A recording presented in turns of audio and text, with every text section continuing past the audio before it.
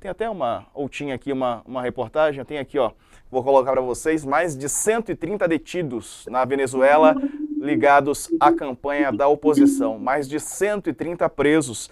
A agência France Press, a AFP, divulgando essa informação de que as autoridades venezuelanas detiveram 135 pessoas ligadas à campanha do candidato da oposição, Edmundo González, principal rival do presidente Nicolás Maduro, nas eleições de domingo, informou a ONG Fórum Penal, dedicada à defesa de presos políticos. Conosco, além de Sakamoto e Carla, a professora Priscila Caneparo está conosco também ao vivo de Curitiba, ela que é professora de Direito Internacional. A gente vai conversar aqui um pouco, vou querer ouvir as opiniões e as perguntas da Carla e do Sakamoto também, mas antes de ouvir, Priscila, sobre esse clima de tensão, representantes panamenhos impedidos de viajar, não é? E agora essa questão dos presos também ligados à campanha da oposição. Boa tarde. Boa tarde a todos, é um prazer estar aqui novamente para destacar um pouquinho desse cenário, que é um cenário extremamente importante em um contexto especialmente da América Latina. Eu acho que o primeiro ponto que merece ser destacado, e eu acho que aí vem um ponto positivo, é que nessa eleição, de fato, nós temos uma oposição passível de ganhar as eleições. Estamos falando em um regime democrático? Não estamos.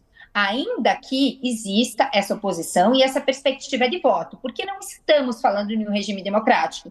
Porque quando a gente fala em democracia, primeiro ponto, existe uma possibilidade, uma perspectiva de que não ocorra uma perseguição política.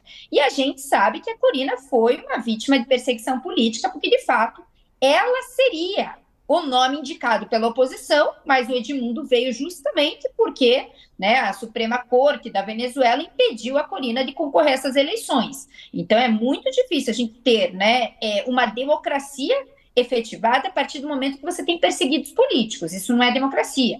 Isso é tudo menos democracia. Então, eu chamaria até de autocracia, na figura do Maduro. Eu acho que, mas esse ponto, a partir do momento que a gente observa oposição, a partir do momento que a gente observa o filho de Maduro considerando a possibilidade de perder, até porque ele deu uma entrevista para um meio de comunicação que ele falou, se nós perdermos as eleições, então é importante a gente destacar esses pontos, que o contexto venezuelano é muito diferente do contexto, por exemplo, de 2019.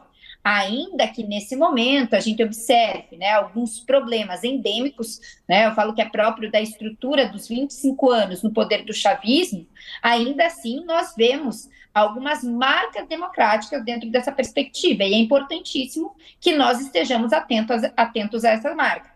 Só que, em contrapartida, também é importante destacar que algumas pessoas foram desconvidadas de fiscalizar essas eleições, como, por exemplo, a União Europeia não pôde participar mais, basicamente, o regime de Maduro falou, não quero vocês aqui, e o que está acontecendo agora com os ex-presidentes do Panamá é justamente isso, lembrar sempre que o nosso representante na Venezuela, o Celso Amorim, ele não é um fiscal das eleições, mas é simplesmente um corpo diplomático que está acompanhando as eleições, mas, e aí é um ponto que pouca gente tem batido nessa tecla, a Venezuela aceitou que a ONU acompanhasse as eleições. Então, esse é um bom indicativo que nós teremos, de fato, um certo controle, não das urnas efetivamente, mas desse processo eleitoral. Então, assim, nós temos problemas, é claro que temos problemas, problemas endêmicos, problemas que não vão se resolver em 2024, nem em 2025, mas a gente já observa um pouquinho de avanço em termos democráticos da Venezuela. Eu acho que essas são as informações iniciais. E um segundo ponto, só para fechar aqui minha fala, é muito difícil a gente prospectar o cenário que vai ser consolidado no domingo. Eu acho importantíssimo destacar isso aqui, para quem está nos assistindo. Por quê? Ainda que eu tenha institutos de pesquisa confiáveis dentro dessa perspectiva, que estão dando a vitória para a oposição, a gente tem que lembrar que não apenas o Maduro, mas o chavismo dentro da Venezuela continua muito forte. Se a gente for pegar um contexto de rua, de povo, de sociedade, na prática, a gente vai ver que existe muito mais campanha em prol do Maduro do que efetivamente em prol da oposição. Aí a gente pode se questionar, sim, mas ele não está com a máquina pública? Está. Só que a questão é o seguinte, o que a gente prospecta é que, como o voto na Venezuela não é obrigatório, aqueles eleitores do Maduro, eles tendem a comparecer muito mais acirradamente às urnas no domingo do que os votantes pela eleição ou os neutros dentro dessa campanha eleitoral.